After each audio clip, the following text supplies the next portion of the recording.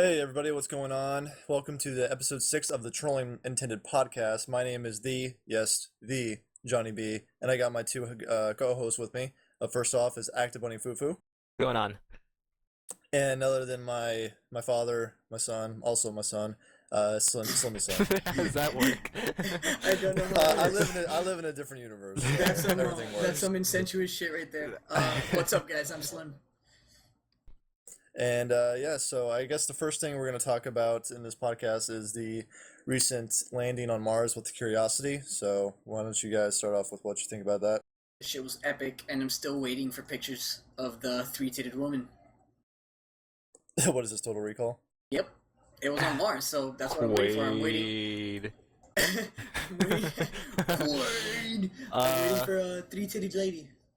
I wasn't. I don't know why everyone was so excited with the wind-up, because all it was just people talking in a command center and a bunch of Asian people on computers.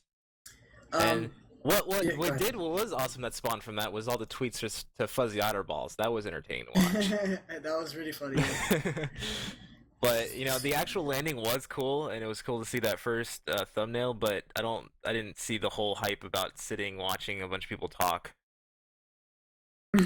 I think people were excited just because this was like the first movement towards space that we made in a really long time. True. Yeah. The funny thing is that I had no idea it was happening until I woke up literally like a minute before it landed. So like I got on Twitter and everybody was like freaking out. I'm like, what's going on?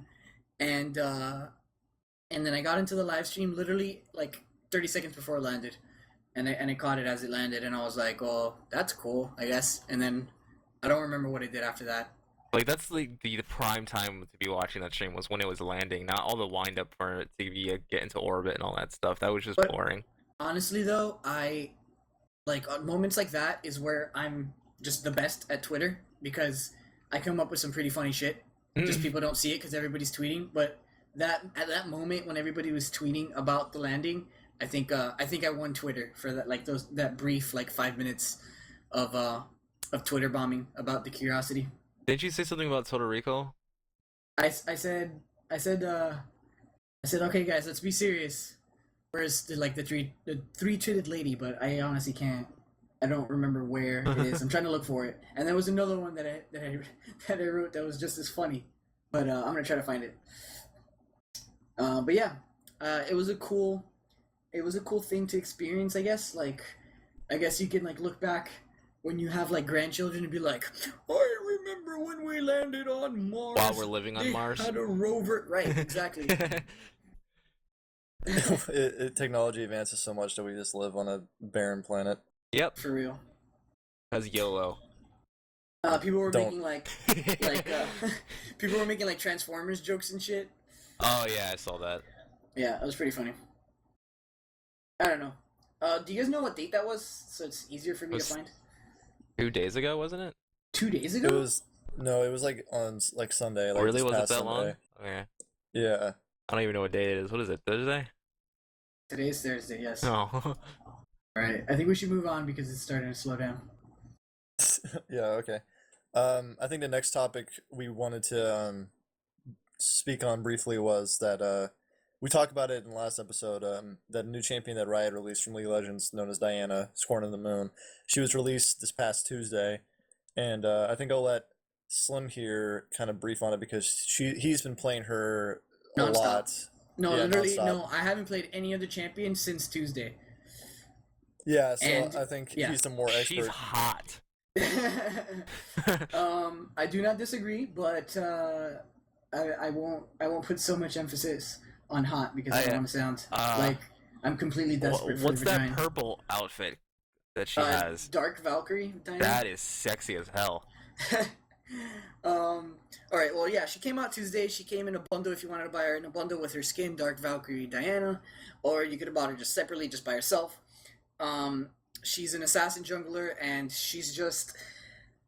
Fun is such a small way of describing this champion. Like, her combo and just the general... I don't know, just the happiness that you gain from hitting a Q on somebody from like a long range or through a wall or around one enemy and hitting the enemy that you wanted to kill, there's no greater satisfaction than that. It's like for John, I know because John's been playing Blitzcrank recently a lot because he's getting into support and he just got Blitzcrank and he's really happy to play him. When John gets a pull on an enemy for a kill, it's it's pretty much just as satisfying to hit a Q over a wall on a champion that you can't see that's hiding in a bush or just in the fog of war. And oh my god, it's so much fun. I wish that everybody could experience it. Please do it, or maybe not actually, because I want to play her, and the more people that play her, the less that I can play her. You're a fucking nerd. Hey man, that's League for you. Hey man, you called her hot, not me. Yeah, I actually just set her as my wallpaper. Nice. Diana with me, I think she's a great champion that Riot came up with recently. I think the past champions were great, but I think Diana kind of has this I'll be right back. feel to her that makes her more enjoyable, even like because like there's a lot of high play in her that I don't think a lot of champions have. That and like her jungling speed is really really good. And the past couple champions, they haven't really been great junglers, but Diana just seems to have that kind of those kind of abilities that just make it more enjoyable for a player. And what was I gonna say? I mean, I wish Riot would come out with champions like this more often. I'm not to say that like Darius or Draven or Zyra were bad. Like because some of those champions were kind of like stupidly powerful when they were released. I mean, I'm talking about Zyra here. And it's nice to have Diana not be so crazy and not be so like have everyone ever freak out about her being like, oh, she's overpowered as hell. Oh, she's not strong enough. I think she's that perfect balance in between because nothing like really bursts people down unless you get super fed. So I mean, I haven't played her a lot because I wanted to share the wealth when she was released. So I give Diana a thumbs up. So yeah. All right. Was she one of the characters that Riot did for a player? Weren't they doing something where like someone would get chosen to make their own champion? Or That's like more of a referral thing. Like Oh. if you refer like a certain amount of people, like it has to be like a lot of people. I can't remember the exact number, but if you do that enough, Riot will send you down to their offices and you can create a champion based on your design. Okay, that's cool. Slim just put in chat that there's people at his door and he can't talk, which is a I'm great. back. I'm back. Damn it! Oh fuck you, Bunny! God Trying to make a damn joke about me. No, I'm moving in about 2 or 3 weeks, and so people are coming into my house to look at the house and have my Moving mom to like tell them Mars. about stuff. Yes, I'm moving to Mars to find the three-titted lady. Sweet. But yeah, people walked in to like check out my room to see what it has inside of it, and then I muted my mic while you guys were talking about Diana. But I wanted to add a couple things. But yeah, like John was saying, most of the champs that have been coming out recently have been ridiculously OP. They've been, even though, for example, maybe Diana is necessarily pretty squishy as a champ, the amount of damage and just crowd control that she has, and on top of her passive that basically it's a free kill after her death. Like there's some champs that have that, but regardless, Diana is a nice breath of fresh air when it comes to a new champ because yeah, her AP is pretty strong, but compared to some champions that use AP like Vigar and stuff like that, she kind of stands toe to toe with them. So it's not really a matter of her being OP. It's just a matter of people not building magic resist against her or not understanding how far her Q hits and just getting way too close into team fights so that you can hit a QR combo really easily.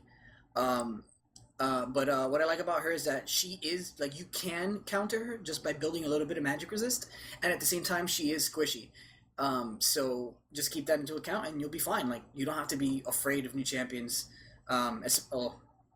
Diana, not everybody else still is fucking ridiculous. Like typically, with AP carries, if you have a champion who has a silence or a lot of CC, you can counter her rather easily. And her ganks aren't really strong until I'd say at least post level 3, so you wouldn't have to worry about her, killing you at that level. But on another note, I've noticed that Riot other than Draven, Riot has released like a lot of junglers recently. If you think about it, like they released Darius, who even though he's priority top lane, he can jungle as well. Zyra can also jungle, and now Diana is now leaning towards more of a jungle rather than a strong laner. So Well, the I think what they're trying to do is make more hybrid characters because with Zyra, for the most part, she is technically a mid, but she can jungle because of her little plant things, so that helps her. And then now Diana, for the most part, I've been playing her almost completely jungle, but there were a couple games where I was asked to play top, and I was like, you know what, let me just try Diana top because we know that she's a semi-hybrid, so I can try this out. And I did phenomenally. Like, I was completely surprised at how well I did top with her. So, if you find yourself wanting to play Diana, but you can't play jungle, play top, or you might even be able to play mid with her in some cases, depending on who you're facing. AP tops can work against certain champs, but most top laners are pretty strong against APs. Right. I just lucked out because at that moment, I don't know, I just got lucky. I forgot who I was laning against, but I pretty much just obliterated them. Actually, I kind of remember it was Shen and Trendemir. Fuck those guys. Yeah, but Shen, I ended up. Shen wasn't he wasn't taking too much of my AP damage, but he was taking enough that he was afraid of me, so he kept backing off, and I kept pushing the lane, and he was losing CS. The Trendemir, on the other hand, I demolish Trendemirs if they're not like built into late game. Like it's harder late game, but with a team, like if I'm in a team fight with at least one other person against one trend, we'd completely melt him. So yeah, she's fantastic in those kind of aspects of team fights. it's pretty great. So much damage. Yeah. All right. Okay, I think we're done with that, so we can Yep, we are. include Bunny into this conversation. I'm just staring at her picture. What? Fappy. Now it's getting a little too fappy there. You want to tone down the fappy. Well, that's why I was so silent. My mic was muted. Oh. Well, that makes sense now. All right. Okay, So let's move on. I think the next topic. There's a new game created by this Bethesda Studios called Dishonored, which getting a lot of attention, and they just recently released a trailer about the creative ways to kill, and so I know you guys saw it. What do you think about it? Bunny, go ahead. I'm absolutely excited for it. I've been excited for this game since last year, and to see more gameplay as we get closer and closer to the release date is just amazing. And all of us just that's only probably like what was it, like 4 or 5 abilities they showed us, and there's like in the gameplay trailers we watched in the previous podcast, there was a full like 2 layers to a spin wheel of abilities. So the creative ways to kill are almost going to be endless in that game, which is going to be awesome. Yeah. I agree. The video looked cool. It was just an awesome combination of all the abilities that you have as a character that you're playing to get like these ridiculous kills on people. Like I remember watching the first trailer, and he used some combinations of them, but in this trailer he was using like 3 or 4 different abilities at once, and it just seems like so much fun. It's just like Bioshock, where like you can use an ability to trigger one thing that triggers another that kills a person, and you just watch it like just unfold in front of you, and the person never even knew you were there. It's just fucking awesome. I really like those games that let the gamer's imagination run wild, even if it is like different aspects of it. Like in this case, I mean, the trailer showed where you can spawn like a plague of rats, and you can like possess one of them and make them like explode. Like that's like not a normal thing you would think of to kill somebody, but that's like the whole aspect of Dishonored is to really just be creative and to dispatch your enemies. I mean, like there was one scene I think that we all agree which was awesome in the trailer where the guy was getting a rocket shot at him, but he possessed one of the guards, and he made the guard step in front of the rocket, and he jumped out of the guard's body, and he made the rocket hit the guard and kill him. So it's like the moments like that are reasons why I think Dishonored is going to be a fantastic game. And if I'm being honest, I actually didn't look into it too much. Like I saw a lot of it at E3, but I just kind of like I think I just forgot about it. And then when I saw like the new videos, I was like, oh my god, what is this game? Yeah, like it's honestly one of those video games that you don't hear too much about, but when you do finally see any type of footage of it, you are immediately intrigued and you want to play it. Yeah, I agree. Dishonored is definitely gonna be a good one. I mean, if it's by Bethesda, then yeah, it's gonna shoot up there. Yeah. It's going to be one of those games that catch people by surprise. Yeah, I think so too. It's gonna. I think it's gonna get do it really well. I can't. Even though we don't know when it comes out, I think it's gonna be just fine. Yeah. Um, so before we move on to the next topic, I found those tweets about the curiosity. If you guys want to hear them, Go for it. is Bunny still fapping? No. I Well, assume I'm so. fapping to Katrina now because I just found her. Oh, okay. Well, all right. So the first tweet I wrote was, "Let's get serious." Whoa, where did that just? Wait, the fuck? Wait, hold on. What? And that's the end of that segment. No, no, Moving no, on. no, no, And no, no, no, no, no. Okay, here we go. Here we go. cut. Let's get serious. The obvious next step is to put Arnold Schwarzenegger on Mars so he can find the three-breasted woman, Mars at Mars Curiosity. Then the next thing I put was, all the hipsters are mad jelly. The guy controlling the camera on that rover is the first person to Instagram Mars. That one's good.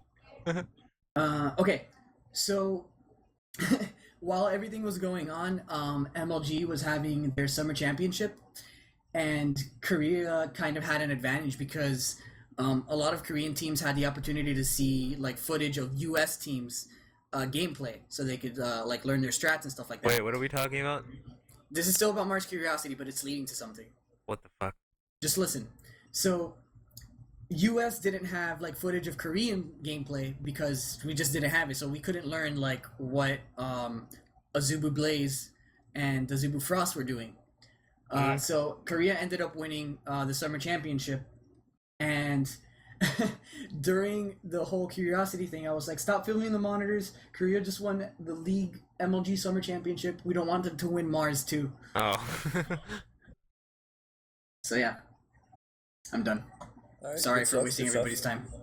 Yeah, like what the fuck, Slim? You think that you're gonna add more to this podcast by saying that kind of shit? You're Get real, man. stupid. Oh well, I wasn't going that length, but like, whoa. You are completely moronic. All right, let's keep going so I can stop feeling bad about myself. Okay, next topic. As we all know, probably one of the more bigger games that's going to be coming out, Halo 4, and they just released a new video talking about the weapons that you're going to be seeing. I believe overall and in mostly multiplayer. We saw these weapons in the trailer, mostly multiplayer. It's for multiplayer, but it's for the USNEC, whatever the fuck it's called. I'm sorry right. for those of you that are fans of Halo. I just don't know. USNC. Now Is that what Bunny's it just is? offended. USNC. What is it? What does it mean? That's a good question. I know, but what is it? It's the It's the Marines. well, yeah, it's the Spartans that Master Chief's a part of. Oh God, I know I'm gonna be like No, there's no, gonna be no, fans that are just no. It's the Marine Corps. It's United Nations Space Command. yeah, that's what it is. Yeah. But yeah, I guess I'll start off by asking, what you guys thought about the new weapons and seeing the classics come back, knowing what the Halo 4 is going to be like. I'm just glad that the DMR assault rifle and battle rifle are all in the same game because those are just great weapons, and then to their own games, and to have them all in one game is gonna really turn the gameplay and strategies around a lot. And also, Yeah, I like agree. oh, go on. Oh, sorry. I really like seeing the old school weapons. I thought the battle rifle looked really good for some reason. I thought it looked more like it just looked prettier to me, and it seemed like it fired like it just hit like a truck. in Yeah, that it video, looked so very aerodynamic too, which was really cool looking. yeah. I think the one weapon that stood out to me, I think for all of us, was the railgun. Oh hell yeah! Yeah, I'm back. Yeah. So the railgun looked fucking awesome. It looks so devastating. Like I can just imagine just crouching behind a corner, somebody popping up, and just like not knowing what the fuck just hit them. Yeah, the fact that gonna it be takes like- down vehicles, that's even more ridiculous. It That- takes like a couple shots. That could be the next like plasma sword that people Yeah. like go crazy over. But I'm not. Yeah. I don't know. I don't think anyone will beat that kind of level of being scared about a weapon. No. But yeah, the weapons looked awesome. I'm really enjoying the sound, the editing, like the sound. Sounds incredible. The producing on the sound on all the guns was just amazing. Like, they sound good. All right. Alrighty then. Yeah, And way in depth there. and I'm glad that they brought back the BR, and that they have also the DMR for anybody that liked that gun in Reach. Yeah, All right. Yeah, I that's think what I have. I mean, I'm not a huge Halo guy. Not to say that I don't like the series at all. I just never really got into it as much as other people did. I played Halo 2. I mean, Halo 3 and Reach were okay for me. I know a lot. It's not really the most well received Halos of the franchise, but I think Halo 4, it looks great. I think it's gonna be. I think it's awesome that Master Chief is finally coming back. I think a lot of people were really asking for that, to have, the main protagonist of the series be, once again, be the main protagonist of the series, and not, someone else. So I think it's going to change the atmosphere of the game a lot, and I think a lot of people are going to really jump back into Halo, and then you're going to see a lot of more Halo being played on the competitive side, and since it's lost its edge since Reach. And I cannot wait to see it back on competitive, because Halo was my first-person shooter I've ever played, and it was the first real game that I really just gave me the boost into the shooter genre. And I remember I think I was like 10 years old, watching Final Boss play against Carbon in the MLG Halo 2 My events, God. and Halo Combat Evolved, and that was just like the most surreal experience for me, and that was awesome. And to see one of my, like, childhood games come back strongly as Halo 4 is, it's just awesome. Let's hope it keeps up. Yeah. Yeah, I think competitive Halo, even if I'm not good at it, I mean, I enjoy playing Halo, but if there's one thing I can say, that watching competitive Halo is probably one of the more enjoyable things you can probably Yep. do. Definitely. And it's like that for a lot of games, because I don't enjoy playing Modern Warfare 3, but I was watching last weekend the competitive Modern Warfare 3 matches, and those are really fun to watch. I mean, a lot of games competitively are just really entertaining to watch different teams go at it. Yeah, it's most things are pretty decent. Like live, uh, if you can understand it. Like, for example, like StarCraft, I don't get StarCraft at all, like, Yeah. whatsoever. Like, you couldn't ask me a single thing about StarCraft. Like, the only thing you can ask me about StarCraft is what's StarCraft's name, and I can answer that. Yeah, That's it. I'm the same way. My friends are pretty big into StarCraft, or they used to be. I don't know if they are now. So they'd be like talking about things in like this, like the Skype chat, and I'd Oh, just and be then like, something about Zerg, and then that's it. Yep, and Mhm. I would just be sitting there like, you lost me, guys. I'm done. But I don't can't know. watch it. Like, it just seems like waves of little things crawling around on screen. It's like That's- it's a lot. It's like an RTS, like a real time Yeah, strategy yeah. game. I know so what I know what type of game it is. I just yeah, can't follow yeah. it for shit. Like that's with me too. Is like before I started playing League, and I watched like when my friends would watch like tournaments and stuff, I was like, I don't understand. I don't know. I don't know what's Baron. What's Baron? I don't understand that. Why is it such a big deal they got stolen? So I wouldn't understand it. I'd be really lost. So I'd just like, okay, cool. But now that I'm playing, You're like, and they're taking Baron. They're taking Baron. We gotta go. I know, like my friends are like, oh my god, they just stole Baron. I'm like, what? I don't get it. Why is it so important? Yeah, but now that I'm playing a lot and I've been watching the tournaments, I get more enjoyment watching like big plays like that, because Yeah. now I understand the terminology of the game that I'm playing. Or So some like top 5 plays type of stuff. yeah, or top 5 fails or whatnot. Yeah, it's really funny. That's cool. So Yeah, next topic. I think the next topic that has been getting a lot of attention, or somewhat a lot of attention, and I think it's cool for someone like me, because I was a pretty big fan of the series myself.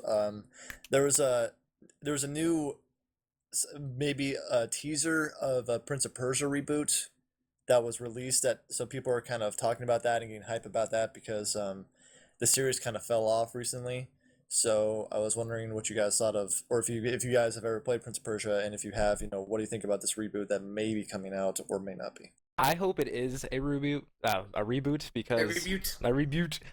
because the last Prince of Persia game was very disappointing. It was good, it was fun, but it wasn't Prince of Persia. It didn't have the same characters. It didn't go based on the same story. It was just went totally wild, and it was really, really easy, which Prince of Persia is not known to be an easy game. even from the old versions to the Xbox Prince of Persia, Sands of Time, and the Two Thrones. And to see this, it kind of looks like it is a reboot just because it's set in that time, and it's actually it looks like a picture from Egypt. But other people are also saying it might be another Assassin's Creed thing, but no one really knows for sure yet. I think. I've Sorry, never go ahead, played a Sam. Prince of Persia, and Okay, you're done I here. don't care. I don't You're, care. we obviously hate Slim. No, we Yeah, don't. everyone. It's Slim's fault. We do. No. I was playing shit like Ratchet and Clank, and I don't even remember. It was such a fucking long time ago. Jesus Christ! I was playing shit like Ratchet and Clank, the Tony Hawk series, the Def Jam Fight for New York series. Fuck. What else? What other series was I playing? That was my PS2 days. Right now, I could have been playing Prince of Persia, but I didn't. Well, you're gay. No, Anyways, I'm not, because those moving series on. were still awesome. All those were great games you listed. But Prince of Persia to me is like one of those games that when I first had an Xbox, there was like those were one of the games that I really got into because Prince of Persia is probably like the first one is probably one of the better action platformers you'll probably play because the action and the fighting is pretty good. But the reason why what makes Prince of Persia such a great game is it's obviously it's time gimmick, where you can reverse time and whatnot. But the way that you can like it that was Assassin's Creed before Assassin's Creed came out. So like to me, I think that's one of the more bigger influences on why Assassin's Creed is so great because of its acrobatics and the way you can run up walls and swing on the ropes and like do backflips over different like platforms and whatnot. So that's why I love it so much, and that's why I was so disappointed when it continued with the different sequels that it just kind of like fell. And like I remember there was one Prince of Persia where like it wasn't like the original Prince. I'm just like, what? I don't understand. The last But one that came out. yeah, I mean, I think so. I think that might have been the last one that came out. Yeah, it was what's it called? Like cartoony looking, like Borderlands. I forgot what the name. Cell shading. Yeah, it was more. It was pretty cel shaded, and I think Yeah. they tried basing it on the movie that they made. So. Your mom is cel shaded. Oh, that's hot. Ooh. But Prince of You Persia. just called your mom hot. What a fag. How does that make me gay? I don't know. But Prince of Persia was really one of those first games that brought that parkour aspect into video games because we've really never even seen it in video games before Prince of Persia, and they like Well, amplified the it. original Prince of Persia, yeah. Yeah, well, that was more side scrolling, just jump back and forth. But with the running up the walls and the up and down walls and stuff like that, that was never really seen until Prince of Persia, and it was just awesome to see in a platformer. Yep. Yep. Prince of Persia, I would love to see a reboot. Enhanced everything. I think it deserves a reboot. I don't think a lot of people appreciate Prince of Persia now because when I think about parkour platformers, I Assassin's Creed is probably the more popular one, but not a lot of people talk about Prince of Persia, and that's saddening because I think it's like one of the more underrated series out there because not a lot of people I think understood how good the first Prince of Persia was. Like it's such a fantastic game for like back in the old days with the Xbox. So I wish more people would appreciate it and like understand realize how good it really is. And it was so dark. After what was the second one? After the first one was kind of a little kiddie, a little playful, but the second one it was just super violent, and the third one it was just off. Like it was dark, violent. It was everything. It was great how that series progressed. Yeah, I remember watching it. It was really odd how it kind of took a turn, kind of like how Jackson Daxter kind of like went dark in a certain way. Yeah. That It was works, just though. with Jax, right? It That's works though because if you think about it, not only is the character within the game like growing up and maturing, but the game within itself is also growing up and maturing. But then you're also going in line with the people that are playing your game. So when the first Jax and the first Prince of Persia came out, you started off like these young kids that are like, "Oh shit, I love this game," and as they got older, they came up to the next installment, and they grew and matured with each game that came out. So it kept them entertained. So it wasn't just like, oh, I'm going to play through the Jack and Dexter games. I'm 7 now, I'm 12, I'm 14, and it's still kiddie like land since I was 10, like the same way. So fortunately, they found a formula that worked, and it seemed that people really enjoyed those series. Yeah, and I If that think makes it's sense. no, that makes sense. Um, yeah, I thought it was pretty cool. I mean, if it is a reboot, that'd be awesome. If it isn't, then it is what it is. But yeah, I think it'd Maybe be it's a awesome to see. slave simulator. That's not funny. It could be an Egyptian slave simulator where you just make pyramids. Oh my god. Well, yeah, okay. What other do we have anything else to talk about or Call of Duty. Call of Duty Black Ops Call of 2 Duty, yes. multiplayer trailer Reveal. reveal. Yeah, recently, Black Ops 2 obviously getting a lot of talk and a lot of hype, as it should, because it's Call of Duty. It recently revealed its multiplayer trailer, getting a lot of attention. A lot of people obviously care about that more than anything who play Call of Duty. So, yeah, I was wondering, what, your guys' thoughts on that, and if you're excited, if you aren't, why don't you tell us, everyone, why? I will go first, I guess. Okay. So, let's get it. Let's just get this off of everybody's chest. Let's just get it out of the way. Everybody knows that everybody's extremely hesitant about Call of Duty because of, for the most part, Infinity Ward, because of the turd that they dropped on the Call of Duty series. But there might be hope in this because Treyarch has done so much to try to revitalize the series as a whole, and at the same time making unique advances within the series. So, with that being said, I want to point everybody to a video that Hutch just made, and he made a lot of great points. You guys can go watch it. It's the latest one that he just put up, and we're really glad that he's making videos again. Maybe we can talk about that later. Forget in the podcast. Call of Duty. Let's talk about Hutch coming back. Wait, but afterwards, because it's a better subject. But the latest video he just put up talks about Call of Duty, the new one coming out, and Treyarch's work in trying to make a better Call of Duty and having hope for this one. What I think that Treyarch did right in Black Ops was, one, gun balancing was better than what Modern Warfare 3 gun balancing is. But yes, the FAMAS was the god gun of Black Ops. But for the most part, all the other guns were pretty much at the same level. On top of that, they provided recoil that hasn't been seen since World at War. And the recoil actually made the game a lot more strategic and a lot more skill-oriented to be able to be successful, for the most part.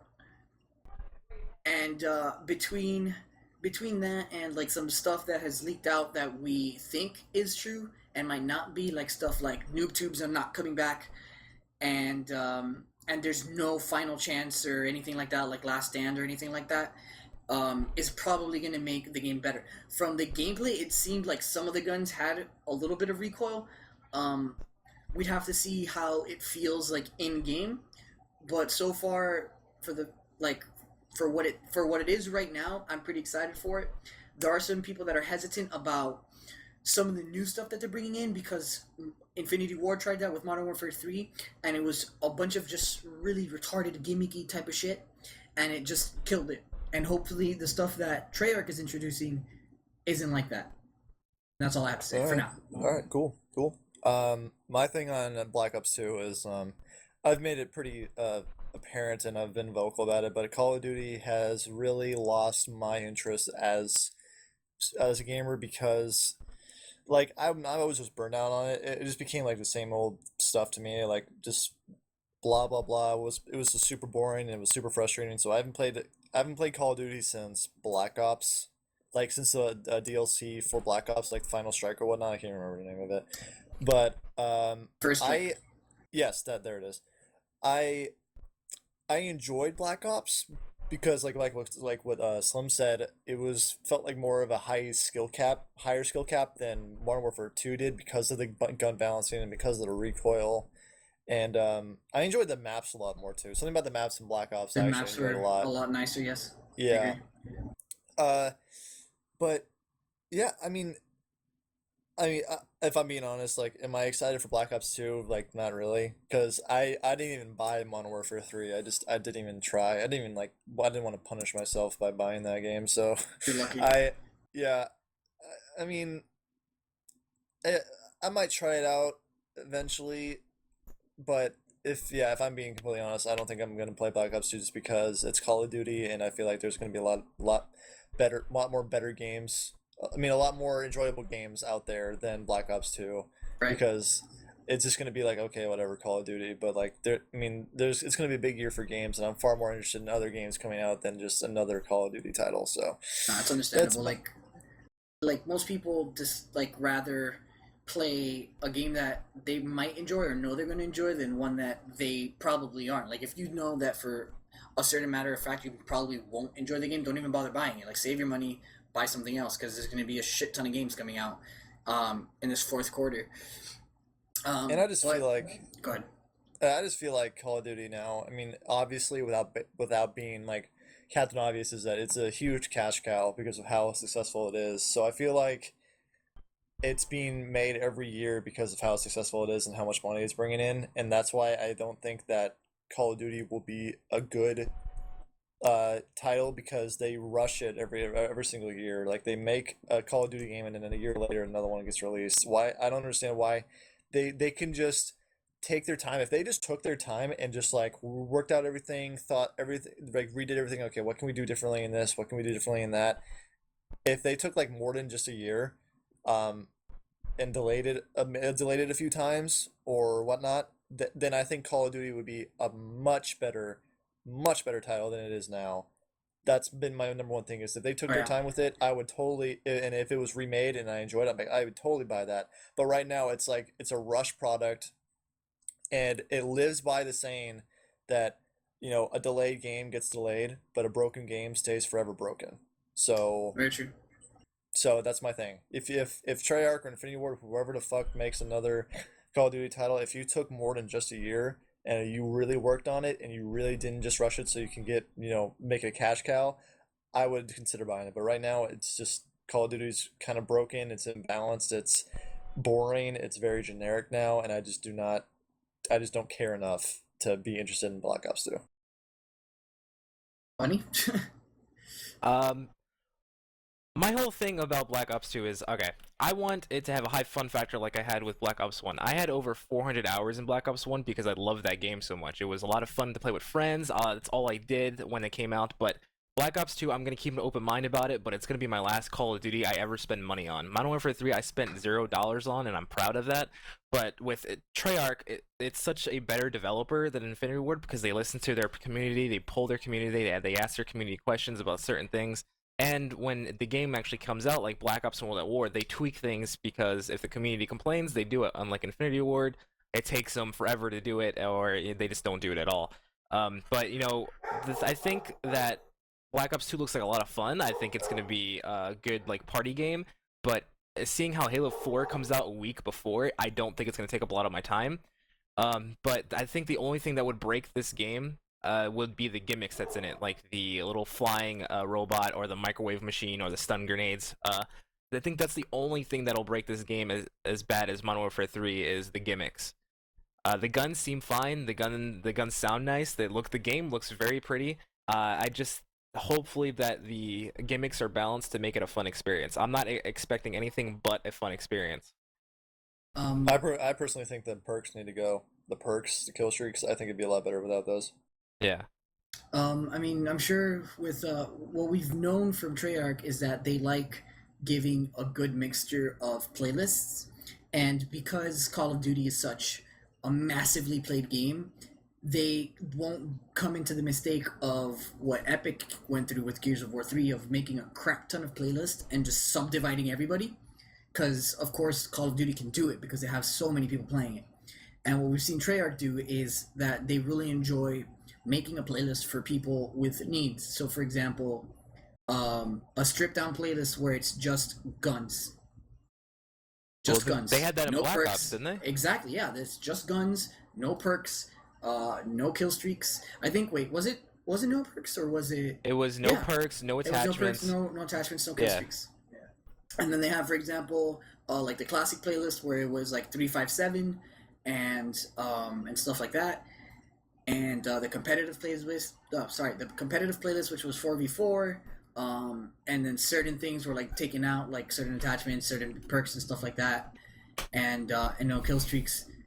And hopefully they manage to do that again, and we'll see what happens. Like I'm semi excited. You're gay. Off the podcast. We're done. Why? We're done. Like, Can't be excited. Nope. it's- Nope. well, nope. why can't- nope, why can't I be nope, excited? Because I said so. Bunny rule. Get out. All right, well.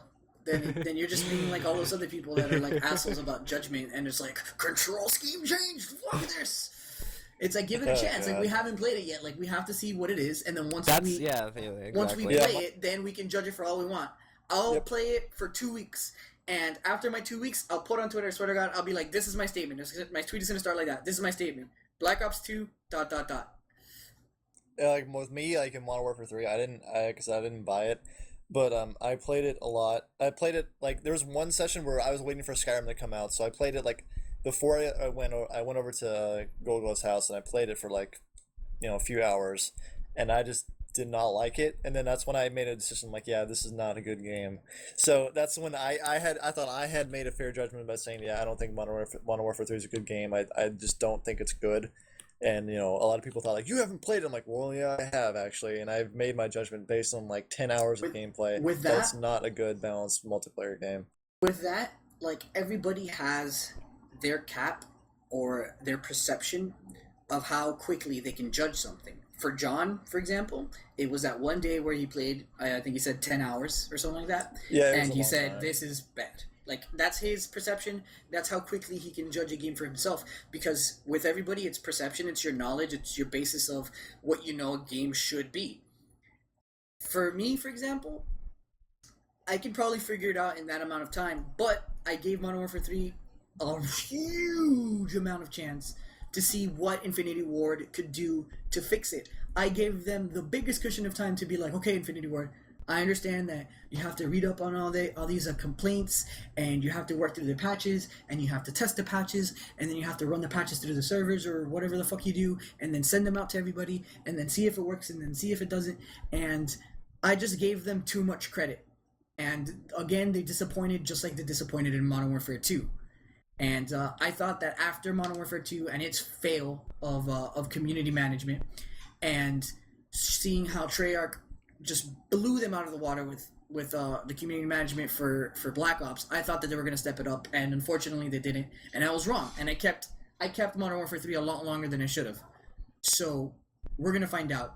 But a huge point I want to make is that because Halo 4 and a bunch of other games are coming out at around the time of Call of Duty and before Call of Duty and just after Call of Duty, I think a huge thing to take into consideration is that a lot of us, for the most part, are going to buy most of these games, and we're going to be taking a part of these games on a day-to-day basis, like a few hours here, a few hours there, or maybe a day here for this one, or a day here for that one. What we got to remember is that that's always good, to just take a step back away from one game to play another and not just be completely withheld within one game. And I think that's a huge thing to take into consideration when it comes to these new games that are being released, because for the most part, we could be just as afraid of Halo 4 being terrible just as we are of Call of Duty. Like, I know that we have more of a reason to for Black Ops than Halo, but we don't know. We haven't played it. Well, that's the gamble anyone ever plays Exactly. with any game they pay money No, for, because of you course. never know how it is until you play it. I mean, you No, can of judge course. something from a trailer, but the real thing that makes a difference is what happens when you actually have your hands on the controller. No, that's completely true, but I feel like Call of Duty right now is getting a lot more flack than Halo 4 is, but people still haven't played Halo 4, so like, it's like, just be careful, because you might be talking shit about Halo 4, but what happens when Black Ops, God forbid, is a better game than Halo 4? Yeah, but that's because, Halo has always been... Bungie and 343 has never been afraid to change things up and try things they want to try and take something from the regular formula and take it out and put something different in, where Call of Duty is always with the same formula, just building on top of it. Right. I think that's also too that if you're just a big fan of the series, you're not gonna care what people say about Oh, it. You're that just too. gonna buy. Yeah, You're just of gonna course. buy it. And you're just gonna play it. Like, oh, I know what people think it's bad. I don't give a shit. If I like Call of Duty, I'm gonna enjoy Call of Duty regardless of what problems that I have with it. Like even with Gears, like if I have a problem with Gears, I couldn't care less because I enjoyed the game as a whole. So that kind of outweighs the problem. Like I'm not blind to anything, but I just know that I enjoy this game so much that I'm just gonna keep playing it because I enjoy it. So if you enjoy Call of Duty, then you should enjoy Call of Duty. You shouldn't And fuck you off. shouldn't you shouldn't listen. Fuck You off. shouldn't listen to me. You shouldn't listen to me and think, oh, I don't like it. Oh, the game sucks. If you just like playing the game, then play the game, man. Do your thing. I'm not, like, don't listen to anybody else. And try not to let people not let you play because if you enjoy it, you're gonna enjoy it regardless. And you can always sell it back. That too. All right, so I guess the last topic. What was the last topic? Oh That's my a good god, question. you guys suck. Hutch coming back, guys. Come on. Oh, Hush came back. Okay. Oh wait, hold on. Does anyone here watch Hodge Twins? What? Oh, Hutch. those like half black guys. Okay, I guess you could classify him as half black. That really wasn't the question. You I'm not- racist okay, well, bastard. How is that racist? Are they black? Anyways, Wait, no, but are have they you black? have you No, seen wait, Hodge but Twins? how Have is you that racist seen? if- We're done here. Okay, You're podcast retarded. over. You're retarded. Have you seen the Hodge Twins? Do you know of them? I know of them. Yes. Have I've you seen like, their a latest video? Not. I don't think they're latest, but I've seen like a video of theirs. The one with the guy sneaking into people's houses trying to suck Nope. people off. Okay, No. never mind. Okay, Hodge Okay. subject then. All right. Well, I know how you like sucking guys off. But Uh-huh. We're not talking about that right now. We're talking about Hutch coming back to Twitch, to YouTube, just to the light of day again, back into our lives. Who's gonna start? I'll start. I think Hutch coming back. I think a lot of people are excited about that because he's one of the few YouTubers that I actually started watching before I kind of got into it. I mean, well, I'm not necessarily into YouTube, but when I started, he branched out. Because of him, I branched out to other commentators, and he kind of had a certain aspect about him that I enjoyed. And when he left, I think he was a big inspiration for a lot of people, and I think that kind of just it was like a kick to the balls for them because their inspiration wasn't there anymore, and I think a lot of people kind of lost like their happiness when he wasn't there. I mean, I know it's kind of depressing, but now that he's back, I think a lot of people are like excited and they want to do more, and then to see him like enjoy what he's doing again and having fun with his life, I think that's awesome to see. Yeah, Yep. and for me, he was my first ever commentator because before Me when I too. first started getting on YouTube, all I watched was vlogs. I didn't even know about commentaries. I didn't know about montages. It was all just vlogs. And then I started watching him, and then I'm like, he's doing this. He's having fun with it. And then I started branching off to other people like Arctic, Goldie, and stuff like that. And I'm like, then why can't I do this? Yeah, pretty much the same story for me. I just started looking up Call of Duty videos one day, like randomly. Like I had never really enjoyed YouTube and that type of platform, just like watching vloggers and stuff like that. And one day I was like, oh, let me look up Call of Duty stuff. Maybe there's some stuff on here. And Hutch's were the first videos that I started seeing, like back in his COD 4 videos and stuff like that. And ever since then, he's been like, his video comes up, instant watch. Like his video gets watched before anybody else's video. And when he left, it was kind of like, it was like kind of the face of what all of this is. Like everything that the majority of us are doing started off with that guy, you know? And he kind of like fell off the face of the earth for like a few months. And everybody was just kind of like, it was kind of sad at first. People started moving on. It was like, damn, this sucks, but whatever. Like, we know that we don't necessarily need Hutch, but it just sucks that he left, you know? And that when he started posting links that he was live streaming, it was just mind blowing. I was like, "What? Hutch is back!" And then just recently he started posting. He's posted up like 3 videos on his main channel, and the amount of views and likes that those videos have received in just like a day has been ridiculous. Like so many people are impacted by this one person, and you don't see it until you've seen the views and the likes on that video and the comments. You don't realize just the scope, the amount of people in the world, not just North America, in the world that are affected by this one person. It's crazy. I think it's just awesome to see him have fun again because I think like That too, yeah. before he left, I think he just wasn't having fun, and to now like to have him come back and to be enjoying what he's doing again is pretty awesome to see. I mean, that it just has a certain way of affecting certain people. I mean, I'm not a YouTuber, so I wouldn't really understand, but I think it's awesome to have someone who's so passionate about something lose it, kind of be in a rut for a while, and then to come back and have more fun than he was having before he left. I think it's a pretty awesome sight to see. Yeah, he definitely seemed like somber and upset when he left and he said his goodbye. But now he seems happy, he seems healthy, and it's just in a general like um human to human type of feeling, not just like fan to YouTube like megastar kind of guy. It's nice to see that he's doing okay, that he's getting his life back together, and that he's surrounded by friends and like a positive attitude. So that's good. Yeah, I think it's awesome. All right. So I don't know if you guys want to wrap it up with our normal little discussion about what we're doing. Like what we're doing currently, like what we're playing, what we're watching. What we're playing, what we're watching, what we're putting on our channels. John, you don't have a channel, so you can just talk about what you're playing, what you're watching. I think without saying, obviously I've been playing a lot of League of Legends. Obviously, it's been my thing of. No way! No fucking shit! Oh my god! What the fuck? That's been my game for like past month, maybe almost 2 months. It's just kind of a way about it that I'm super addicted to it. I love playing it. I caught up on Breaking Bad, so I'm all caught up with the current season. So I think that's pretty cool.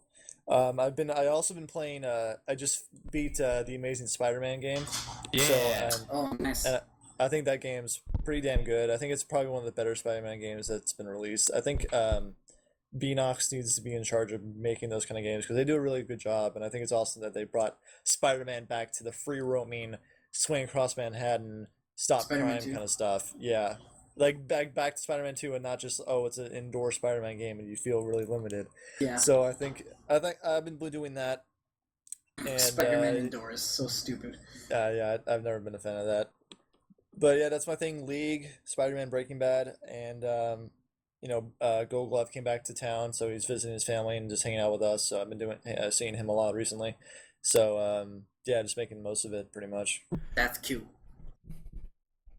Bunny, do you want to go or do you want me to go?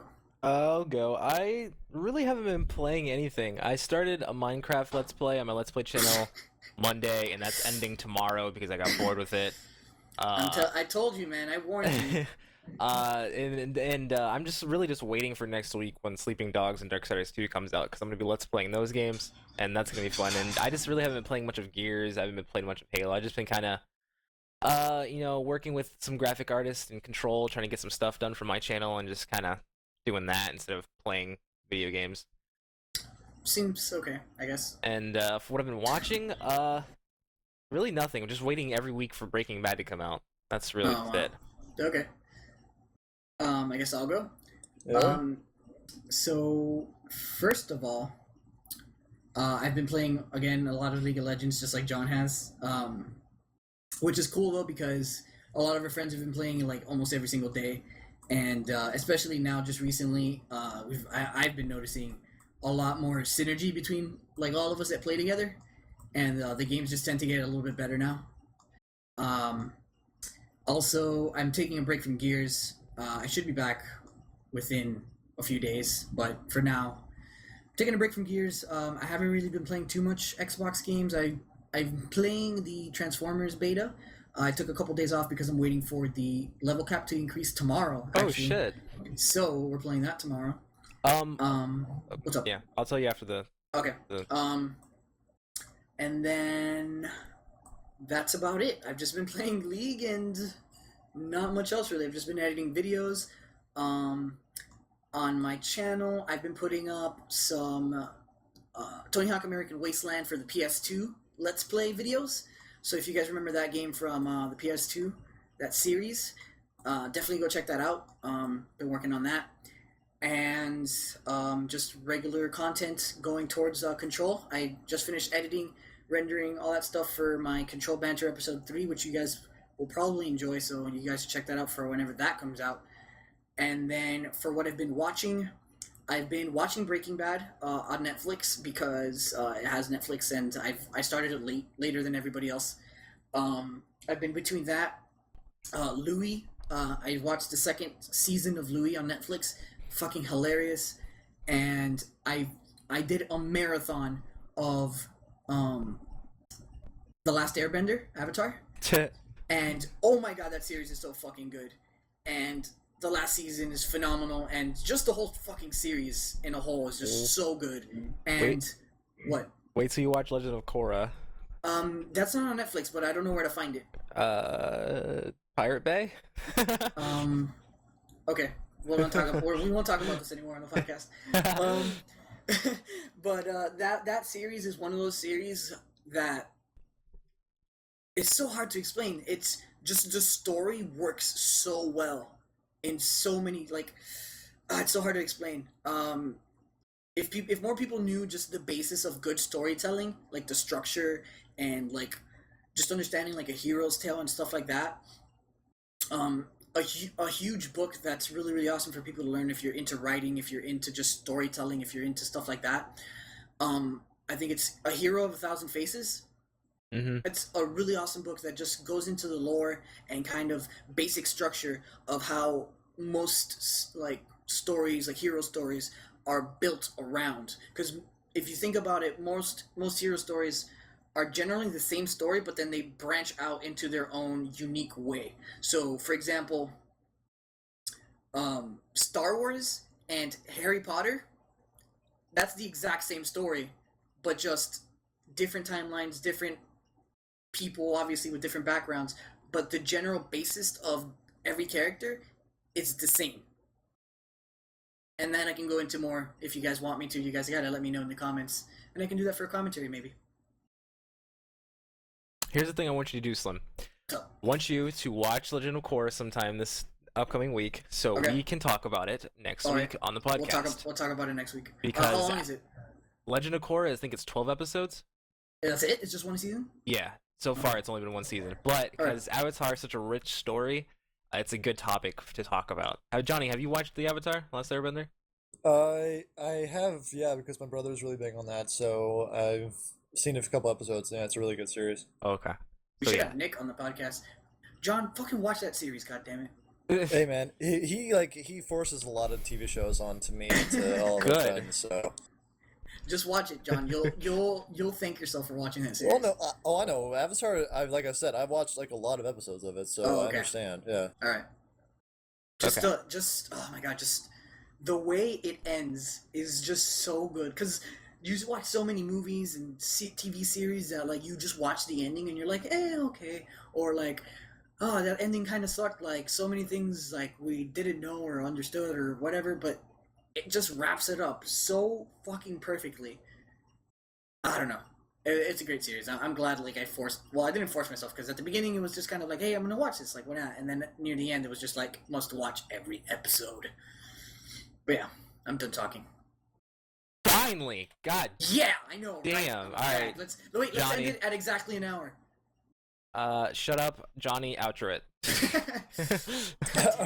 All right, guys, ladies and gentlemen, women and children of all ages, thank you so much for listening to the Trolling Intended podcast. I am the Johnny B signing out, and also let my other co-host say goodbye. I've been Slim Cognito. I talk too much. Bye! Bunny's a fag. You're an idiot. And we'll talk to you guys later. Bye.